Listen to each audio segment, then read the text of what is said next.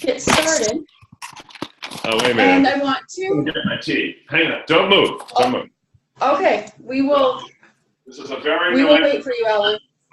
It's part of the ambiance. I have to have a cup of tea. It's how we start all webinars. With a cup of tea. Yeah. Yeah. Mint tea. Very important. Okay. All right. I got my So tea. you have your tea. Okay, we are set. Wonderful. Go team. Well, thank you. Thank you, Alan, for joining us, and welcome to our first Spring of Awesomeness. Our guest, Alan Bember, is joining us from Boston. He is recognized internationally as a leader in education and educational technology. Published author, speaker. Alan also hosts the Building Learning Communities Conference in the summer and is definitely an advocate for student voice and empowering student learners through choice and technology. Speaking of which, I have Alan. I'll have to hold it up to the ceiling so you can see in the camera who owns the learning in my possession with me. So, first of all, Alan, would you like to begin by talking about some of the basic principles that you discussed in Who Owns the Learning? Okay. I'm not frozen, am I? I can't tell. Nope, we see you. Okay.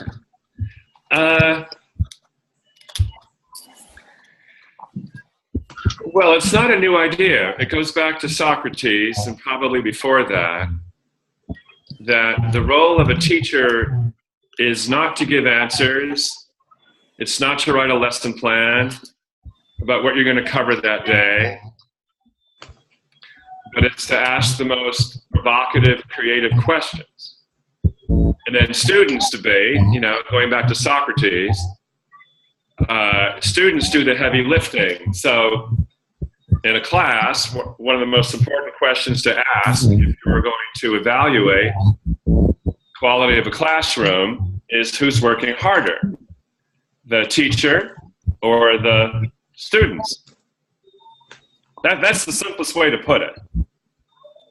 And unfortunately, in a lot of classrooms to this day, even with every kid having a device, I think a lot of teachers are working harder than the kids. So over time, because of the web, the value of a teacher's knowledge, I think, is a straight line down, has less and less value every year, because all of the teacher's knowledge is on the internet. I can show you if you want. Anybody questions this, calculus, physics, English literature, reading, whatever, kindergarten all the way through. So the increasing value of a teacher over time is the diagnostic of student learning and gathering resources from around the world to help each student uniquely, and creating challenges for kids to create knowledge, to apply knowledge, rather than acquire it. So the acquiring knowledge, that's going to be on the internet, not in a classroom like we do now. And I'm not talking about flipped learning. I'm talking about beyond flipped learning. I actually think flipped learning has been hijacked by a very simplistic interpretation of making videos. That's not the way it was originally designed by Eric Mazur at Harvard at all. So we may want to talk about how certain things have gone horribly wrong. But the basic idea is that the interchange of kids with one another, the interchange of kids with the world, rather than receiving knowledge from a teacher's basic idea behind who owns the learning.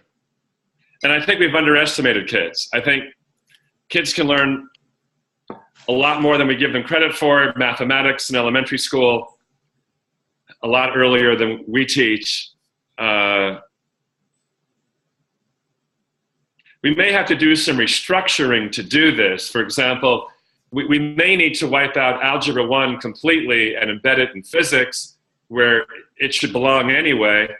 It never should have been separated out. So we do certain things that have no logic at all.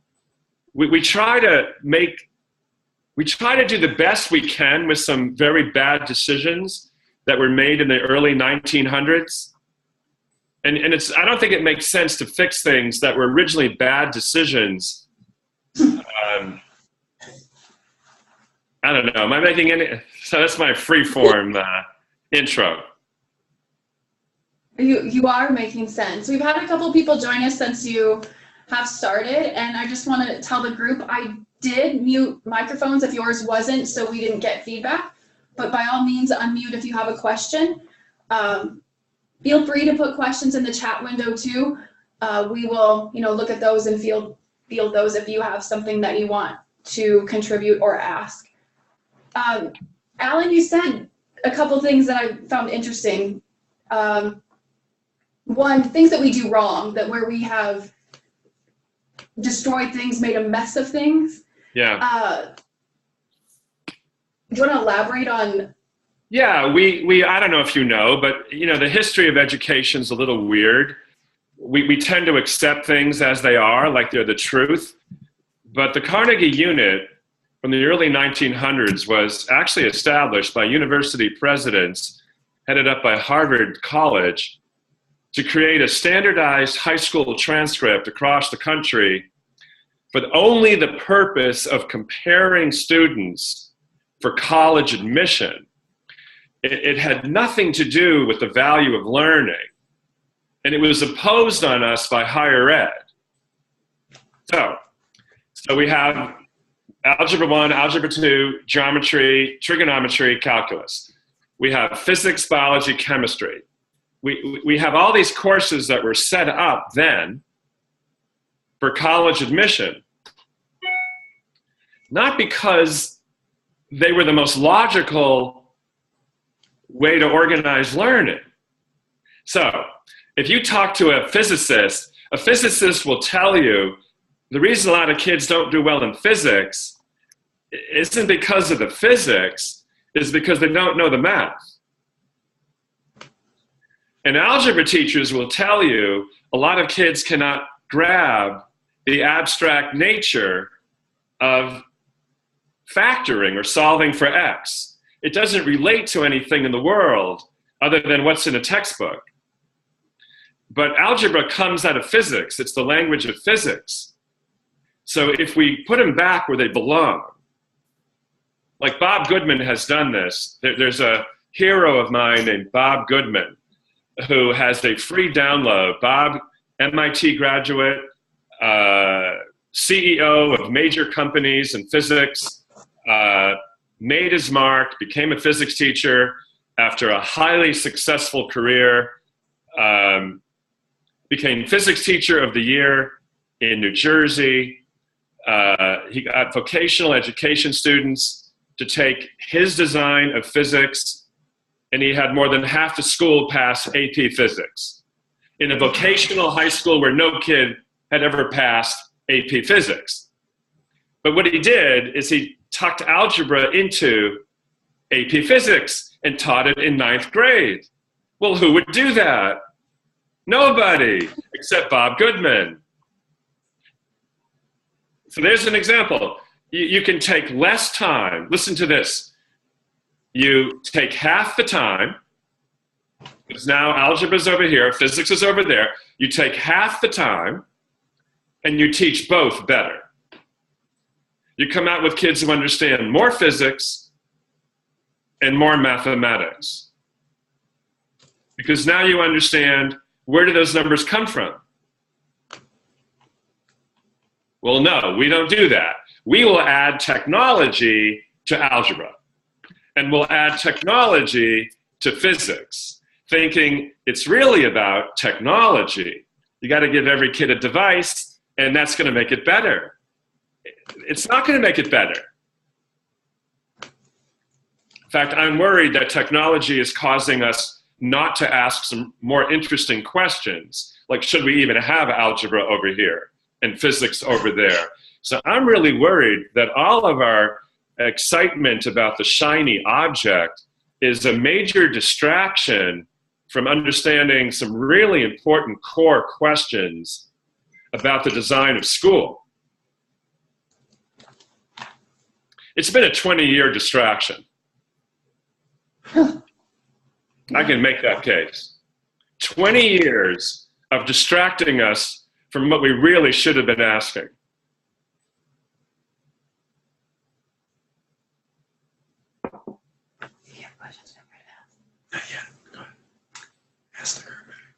Okay. So, I mean, that's pretty profound. I don't think it's so profound. I mean, all right, it's profound. But it's simple, but the fact that it really, I mean, you make a valid point. So in your journeys and your experiences, what do you see that's right? What can you celebrate? What stories where Well, people are I do making think that? Bob Goodman is right on. I went to Newark, New Jersey, which is one of the poorest neighborhoods you can find in the United States, of kids who you would not think should be taking AP Physics in ninth grade. And I saw them take AP Physics in ninth grade, and it blew my mind. But by the way, Aaron, I wouldn't believe the things I'm telling you if I had not seen them myself. So I don't expect anybody on this webinar to believe anything I'm saying, because I wouldn't have. And unless you see ninth grade kids walk in who are self-directed, the teacher does not start class. The kids sit down in a collaborative community of 4 kids and start working on problems and helping each other. I wouldn't have believed it. All right, so that's one. Getting rid of the artificial boundaries between departments is a really important. We have too many boundaries in school where certain learning happens here and certain learning happens there. We got to get rid of those boundaries.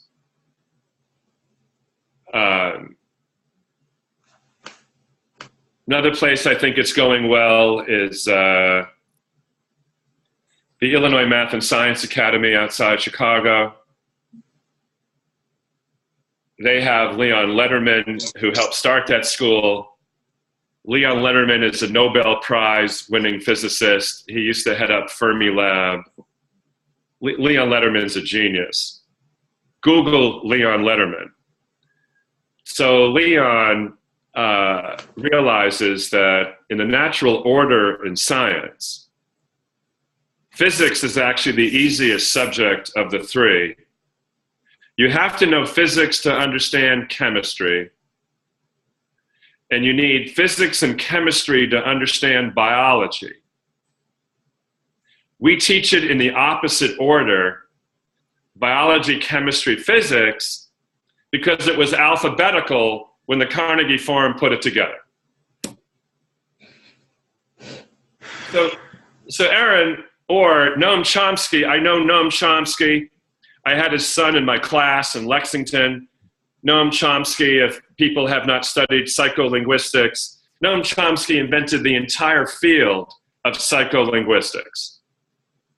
When he was a doctoral student at University of Chicago, without question, languages should be taught before puberty. Without question. We know the brain is predisposed to learn language when you're young. After puberty, the brain flips switches on learning. We know this, but we don't tend to teach languages in a serious way until high school. It's backwards. We should be teaching it in kindergarten. Aaron, I can go on and on. We have an education system that has largely ignored common sense, and we defend it as if it's a religion Like I might as well tell everybody on this call, my religion is better than your religion. Give up your God. Well, that's not going to go very well.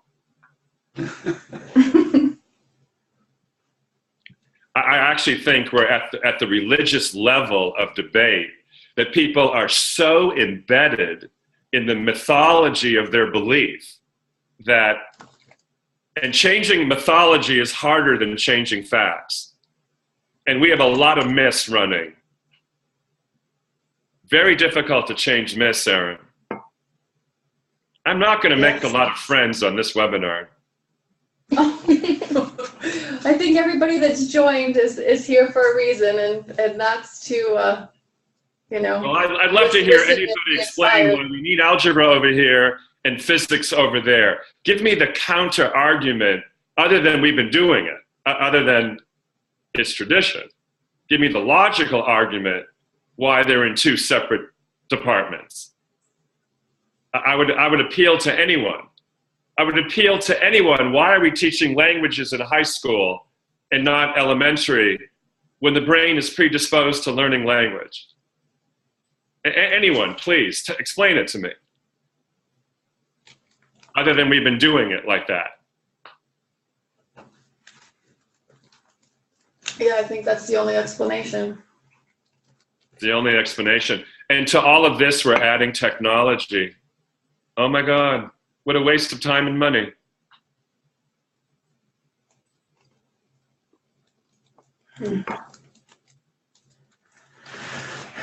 So how do we help those high school principals or counselors that say we have to do this because of the college entrance requirements? And believe me, I'm not in that. That's a myth. Realm, That's a myth also.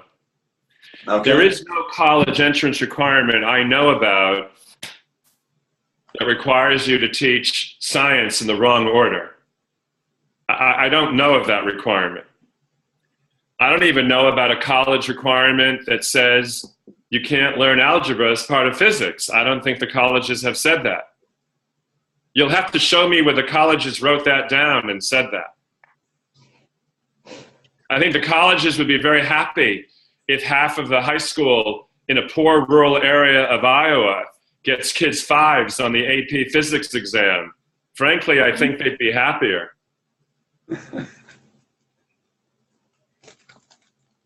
Yep.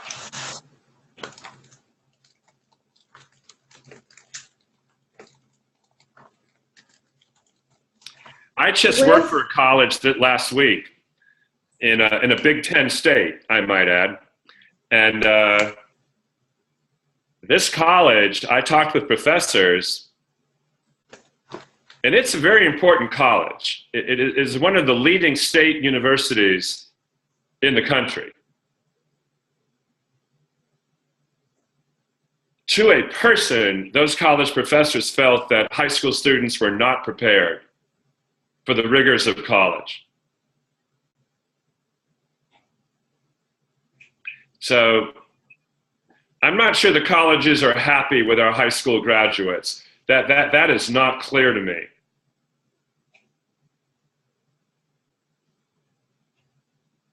We have a lot of high school graduates who are spoon-fed answers every day to regurgitate tests that are based on memorization. And the colleges are more interested in the application of knowledge, not the regurgitation. So if I were going to make a case, I would say the colleges are not happy with the current state of affairs, the opposite. Go talk to the University of Iowa, see what they say. Check it out. I don't know. Check it out.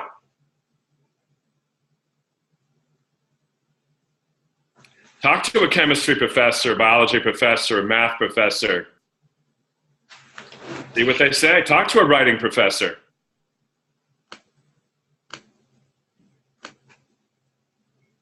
I'll tell you, my kid is a computer science major at Harvard. He just finished a reading course. You know why he just finished a reading course? He can't read. He was taught to read word by word by word in elementary school. Harvard's been teaching reading for 40 years. They've discovered more than half the students who enter Harvard cannot read for understanding. My son tested at something like 175 words a minute of understanding at the beginning of that course. At the end of that course, 7 weeks later, he was approaching 400 words a minute. That's what you need to survive at college. 400 words a minute of understanding, not the way he was taught to read. He was taught to read novels in elementary school. Word by word by word. So just the way we teach reading is an ancient idea. The colleges are not happy, at least not the good ones.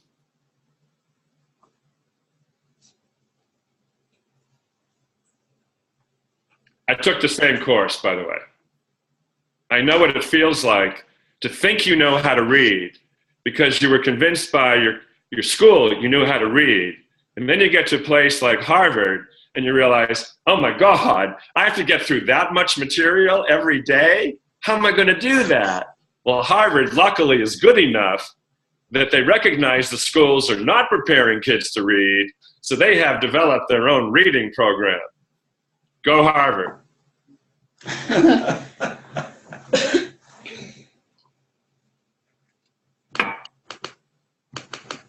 How do you see any of that information? We operate under one myth after another every day.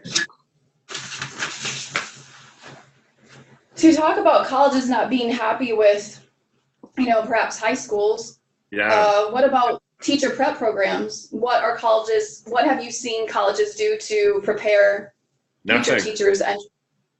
Nothing. I haven't personally seen it. I'm sure it's happening somewhere. But I just had some new teachers last week. They don't know how to use Google. They don't know how to use Google. They think they know how to use Google. They don't understand DIGO, how to organize massive amounts of information. They don't understand global collaboration. They never had any experience globally collaborating. They don't understand how to diagnose different learning styles and go around the web looking for resources. No, colleges of education are the worst part of the entire system. And they don't know how far behind they are. They'll tell you how wonderful they are. I hope we have a college professor on here. I'd love to get you Google.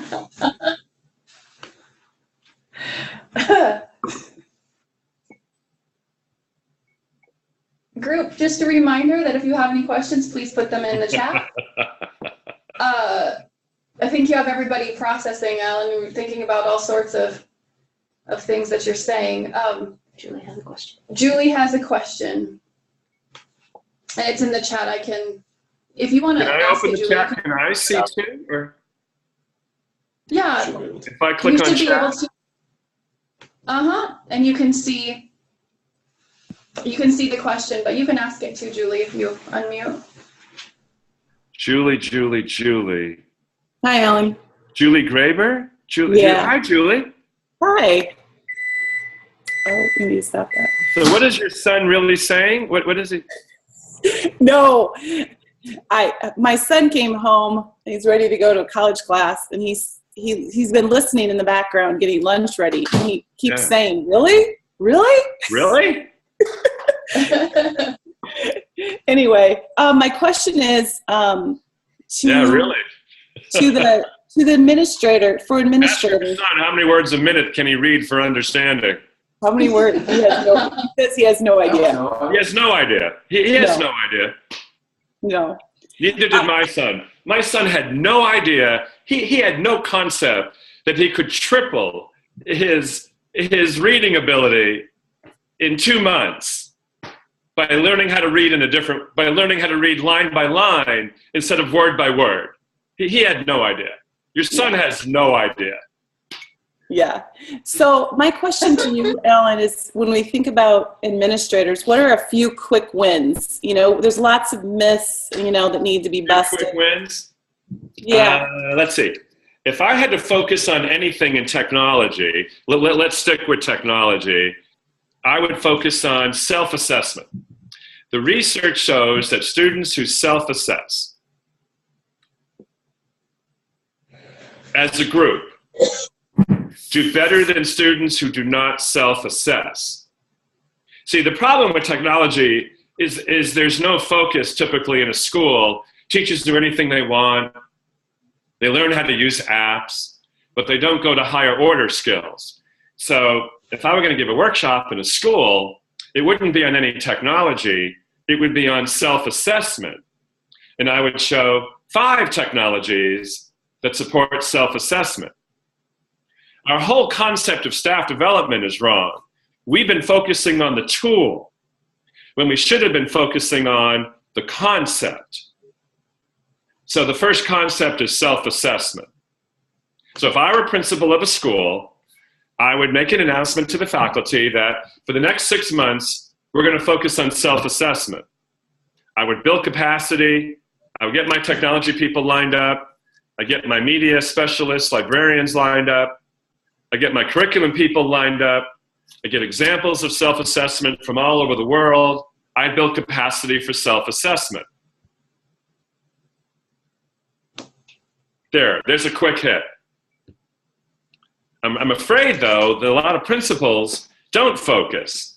They just say, everybody just do what you want to do with technology, like 1,000 points of light. I don't buy that. I don't buy the 1,000 points of light plan. No accountability. No results, frankly. Want me to keep going? Or after self-assessment, that's a natural lead to making thinking visible. So we have tools like Prism and Verso. We have some very powerful tools that allow teachers to see things in new ways.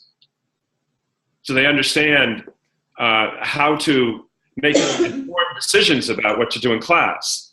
A lot of teachers are making decisions about what to do in class without the right information. Have you seen Prism? Have you seen Verso? These are unbelievable tools that can much better inform teachers. So the next thing I'm going to do after self-assessment is making thinking visible. Because that's what we need to have teachers understand which student needs what. But typically in a classroom, every kid gets the same assignment at the same time. And that doesn't tell you what's going on in a class. That just tells you on the same assignment what's everybody doing. Yeah. Alan, we have another question in the chat window, and Sarah, I don't know if you want to verbalize that. Chat window. Sure. My son is listening. And welcome, Sarah. Nice to see you. Nice to see all of you. Some friendly faces that I haven't seen in quite a while. Well, Leslie went on to the Harvard. Go, Leslie. Hi, Alan. My name is Sarah Brown Westling. I am a teacher here in the state of Iowa, and I am just kind of, and like I wrote in the chat, I just am really nodding my head in agreement to everything that you're saying. But I also know I have the opportunity to work with a lot of teachers around the state and around the country, and I know that most educators, they don't know what they don't know. And so my question is about getting teachers out of isolation, getting educators out of isolation, and how do we get teachers who are isolated, who don't know any different, or maybe understand and can nod their heads yes to what you're saying and say, yes, I agree with you, but I have no idea what that looks like. I have no idea what the first step is.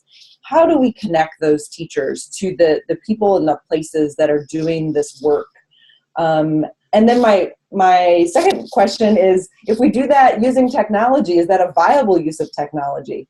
Kind of given what you've been saying about technology, which I can't argue with at all. So I will be quiet and look forward to what you have to say. Well, I do think it comes down to a leadership role. Teachers who work every day, who don't have the time they need anyway to do what they're told to do, are not going to question what they're told to do. They have to do it. So it's unfair, as both of us are agreeing, for teachers to know and be asking these questions, because Emerson has a very famous quote, the poet Ralph Waldo Emerson. He has this, I'm going to maul it, but basically Emerson says, you cannot see the field you're standing in. You can't see where you are. A fish does not know it's in water. So, but leaders, superintendent, principals, theoretically have a little bit more time, although they have no time either, to take a look beyond their school. You would think that that would be part of the job description of superintendents and leaders. Many tend not to. They're overwhelmed. Then the next level as well, maybe universities, but unfortunately, as I said, the average professor at a university has been teaching 17 years at the university. 17 years ago, we didn't have the internet. So you have all these people teaching at university who have no experience in a real classroom with internet. So that's not going well.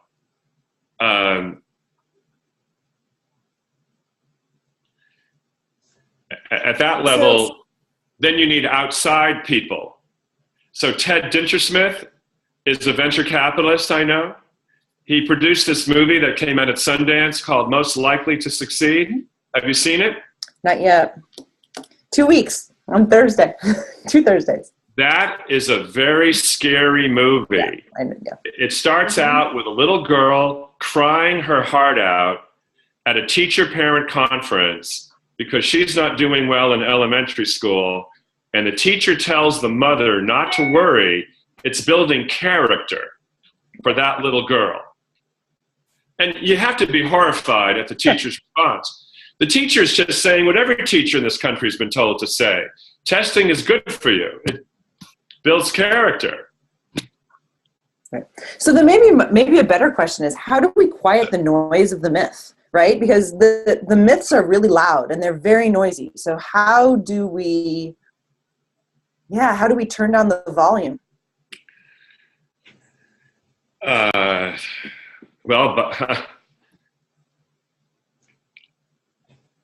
tell you what's interesting. There's a new development. One of my son's professors at Harvard is a guy named David Mallon. David Mallon teaches the most popular course at Harvard. He happens to teach the same course at Yale. It's the most popular course at Yale. You get one guy who has the most popular course at 2 pretty good universities. It's the most demanding course, far and away, most difficult course. He teaches it at Yale from Harvard, not at Yale. Next year, that course will be offered to any middle school and high school student in the United States. Introduction to computer coding. A lot of kids want to take it. This is new. So here's what might happen. Let's say that the service center is going to tell all their superintendents that any middle and high school student in Iowa can take CS50 for free. All those leaders have to do is announce that to their middle and high school students. That's all they have to do. And then give them the link to register. Nothing can be easier than this. I will predict that some of those students, middle school and high school, will do better for David Mallon's online course than any course they take face-to-face by double, triple. So if I were the superintendent or high school or middle school principal, I would want to interview those kids and say, what did that course do for you that we don't do for you in our face-to-face courses? By the way, they have self-assessment built in and a bunch of other things we don't do in school. So that's new. That has never happened before. If David Mallon succeeds and 10,000 kids take CS50 across the US, although I hope it's closer to 100,000, I think many of them will work harder. And if we have clever leaders, they will debrief and they will begin to export those ideas to our other classes. Because how do you ignore the proof of students succeeding?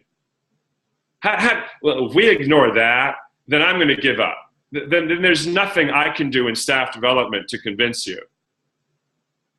So I see that as our next best hope. CS50 AP. You can Google that right now. CS50 AP. You'll see the website where you can register. I would do that immediately. But you know what? I'm going to tell you a crazy thing. I don't think the superintendents and the high school principals are even going to tell their kids. I think they'll hold back. I don't think they're even going to tell them.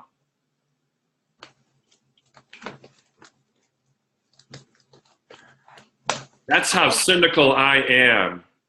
There will be no announcement. It won't cost you anything. It won't cost the kid anything. It won't require any teacher's time. It's nothing. It won't happen. Well, we know cynicism comes from experience, and it comes, there's a difference between cynicism and skepticism. I want to be wrong, Sarah. I don't think that you are wrong. I don't think that you are wrong. I think that you are right, but I think I bet there are going to be very few principals and superintendents that actually understand what opportunity is in front of their kids. They don't know what's available for their kids. No, so that's part of my question, right? So we don't know what we don't know. No, but even if you tell them, let's say the service center, look, we're on this call right now. I have a feeling your service center director is going to hear all this, right? Yeah, maybe. Yeah, maybe. And the service center director has a choice. Does the service center director tell every superintendent in the region that they should make an announcement for every middle school and high school student to know that they can take CS50 from Harvard for free?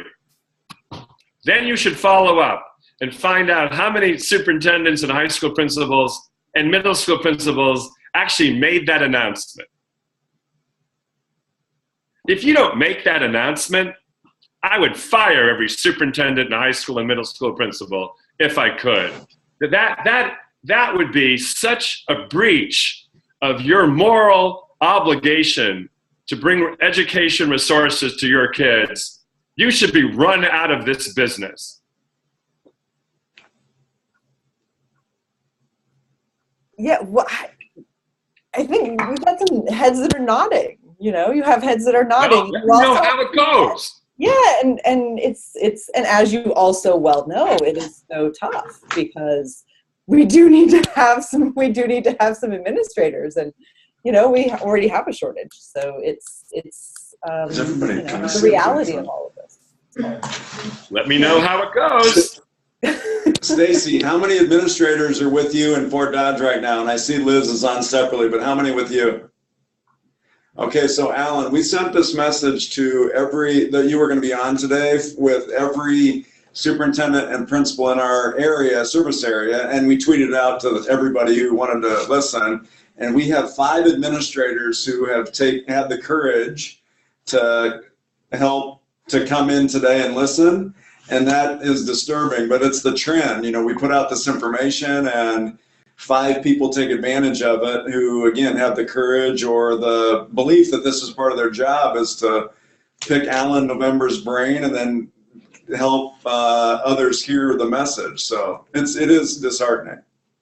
Let me know how many kids sign up for CS50 All What I right. really want to know is, will you tell every kid, every middle No. school and high school kid? Not hard to put together that memo. Just make an announcement over the PA system.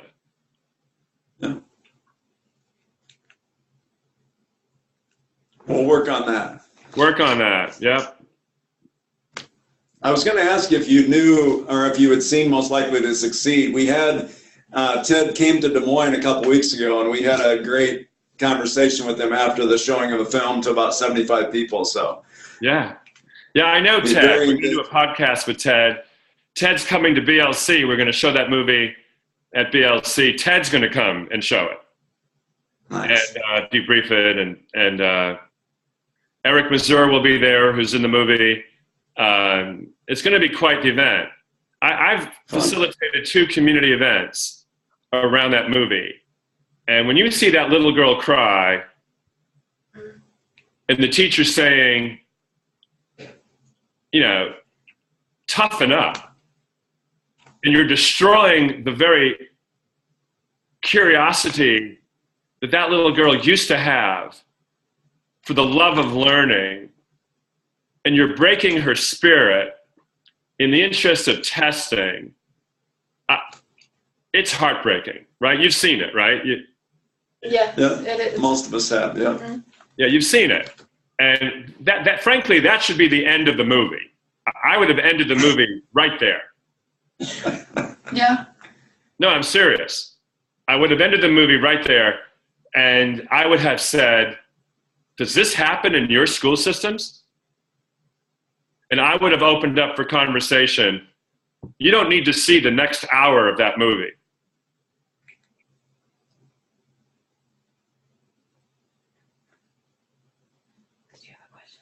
I don't know. That's horrifying. And I thought if people were brought to tears, there's something wrong with them. I mean, seeing that, it was gut wrenching to say the least. But Yeah. thinking about what we want for our kids, It doesn't happen in Finland, by the way. That does not happen in Finland. There is no testing in elementary school. 0. Those kids score a lot higher than our kids. So the myth that we have to test elementary children, where did we get that? This politicians. What if I were to tell you politicians don't know everything about learning theory?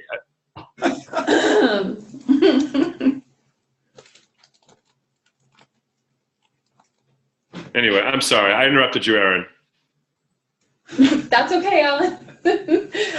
I just wondered about the things that you have seen and that you want for, you wanted for your own kids and that we want for all of our kids, those experiences, Yeah. Yeah. What does your dream school look like? Well, I'm a big fan of Dan Pink Drive. I believe in the 3 motivators: purpose, autonomy, and mastery. So I certainly want to put purpose into learning. So starting from a very young age, you're learning to make a contribution to the world. So geometry class, teaching blind children geometry. Mm-hmm. Robotics class, designing a surveillance robot for the local police department. Real clients, real work, real application of knowledge. We need to restore that. We used to have it, we lost it with the Carnegie Forum. We need to put that back. Autonomy is choice. You can now get teachers' assignments from all over the world. You don't have to make them yourself. You can have kids' research assignments. They can create choice. Oh my God, what I can do for choice that increases the value of learning, it's just unending. No more one assignment for every student. That was a silly thing to do anyway. We still do that. We got to get rid of that. So I'm big on autonomy or choice. Mastery. We have enough technology to fill any subject area with thousands and thousands of questions in a big database, like Khan Academy for all the rote stuff. Just the rote. Get 10 right in a row, like Khan Academy. No punishment if you need 180 questions to get 10 right. 40 questions, no punishment. So we have to abolish punishment. We have punishment every day. We have to abolish ranking. I mean, there's so much we have to abolish, Erin. We have to abolish grades. We have to abolish subjects. We have to abolish, as I said, punishment. A lot of abolishing going on, I hope. But no, we're saving everything we've got. We're just adding technology to it, making it last longer than it should have. If we didn't have any technology for the last 20 years, I think we would have been having more interesting conversations. I really do.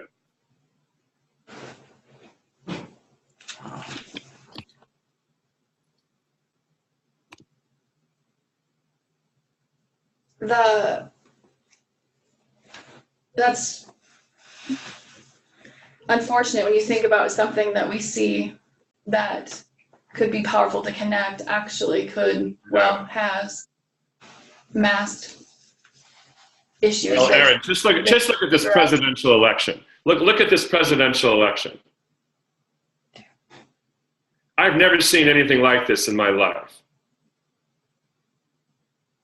Twitter, right? So you got a major candidate, Donald Trump, where Twitter is his primary media. He is better at Twitter than any other candidate.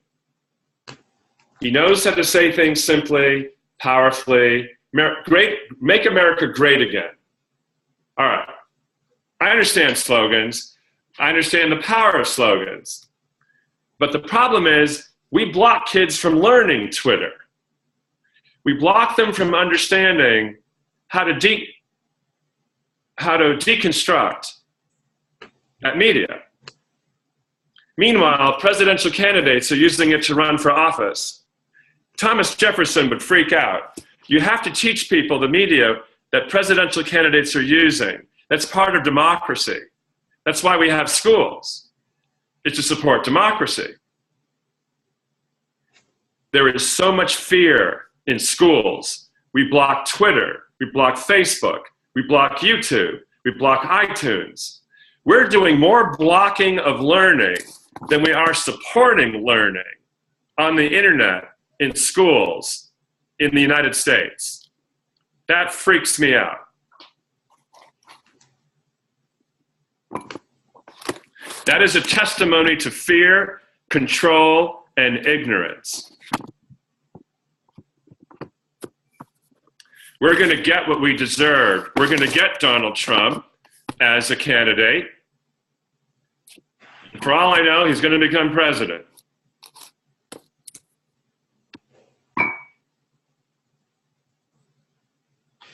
Mm-hmm. And he's going to do it with slogans. He's going to. You kidding me? Yeah.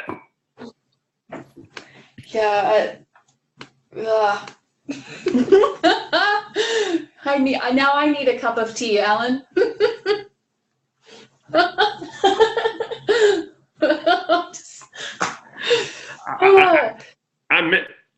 This is a scary time. Mm-hmm. We're not teaching our people to think in the new media. We're just not doing it. Yes. They're shifting. There is a question in our chat, and I want Julie to have a chance to ask that before we wrap up. So I would love questions about Donald Trump. We better have a different Zoom for that. I would love to have a conversation. Hey, it's just lunch. It's just lunch. It's just lunch. So, Alan, I asked you earlier about some quick wins for administrators to shift that learning to kids. What about teachers? So if maybe there's not support to do anything building-wide or district-wide, but what can an individual teacher do to shift that learning? What are a couple things that you can start doing? Well, like you said earlier, I'm going to support what you said. I have a friend that Erin knows named Kathy Cassidy.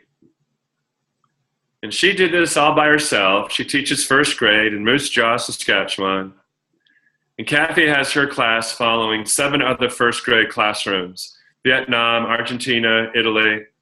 And every week, those kids log on and they look at the tweets coming out of 7 countries around the world. And they report back to Kathy about projects in science and mathematics and art, music, dancing, literature. And they say, hey, we want to do what these kids are doing in Vietnam. And I think every teacher should do that. I think every teacher should follow 6, 7 teachers who teach what they teach. I can quickly teach teachers how to do that. I'm sure you can too. And then we have the kids read the tweets of what's going on in those classrooms. And then teachers can see that other teachers are doing things they might have thought are too difficult for the age they're teaching. But the kids think they can do it. That's the first thing I would do. I would have every teacher follow 6 or 7 teachers around the world who teach what they teach. Yep, I do that first. Find me a school that's doing that with every teacher, and let's see the impact of that. It's free, almost no work. The kids are going to look at the projects around the world. And I got to tell you, I had a teacher 2 days ago, I suggested this, and this guy says, I teach AP Calculus. Doesn't apply to me. I'm not a first grade teacher. And I said, yeah, let's see how fast I can find you AP Calculus teachers around the world whose kids are tweeting out. It took me all of 10 seconds. Then I showed him the tweets and the problems that these kids are designing, challenging other kids around the world to solve these calculus problems. I said, this good enough for you? Shut him up right away. That's so.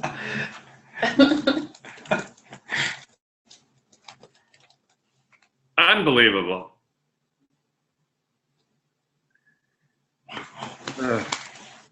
Group, does anyone have any other I'm hoping questions? somebody is going to disagree with something I'm saying, right? I mean, come on.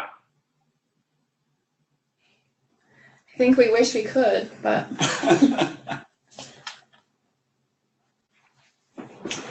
No? All right. All right. Well, Alan, we sincerely appreciate. What? I obviously wasn't provocative enough for you, Erin. For me to disagree with you? Well, you asked me to be provocative. I tried. I don't know. I think I failed you. No. There's. We all agree. We all agree, but we all have to, think about what is something we can do to change that, because, Sarah commented, how do we turn down the noise? When we know the loudest or the most accepted is not accurate, how do we fight through that? And that's a charge we all have, and we will have to definitely sort. No, Sarah's right. We operate under myths every day, and we're trying to add technology to preserve the myths. And if that's true, shame on us for doing it.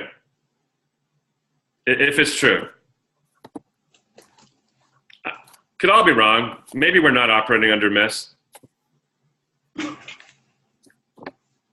Or maybe we are. Or maybe we are, yeah.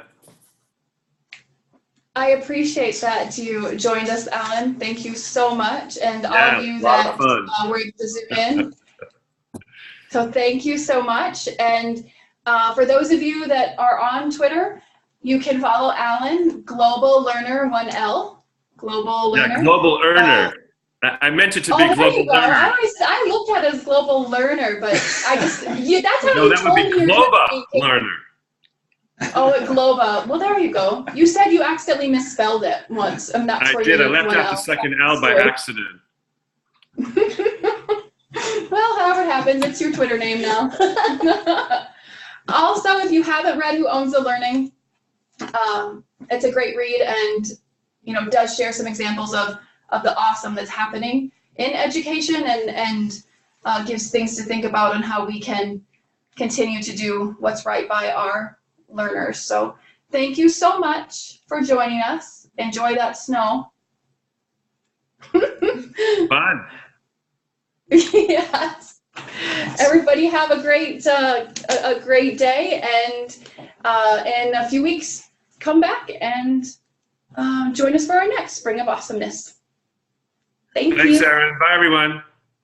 Thank Bye, you. Sarah. Bye, Julie.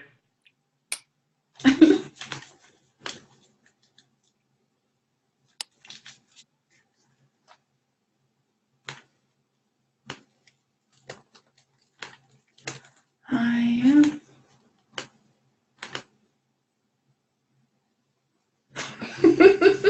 Hi. I can't find my button, Stacey.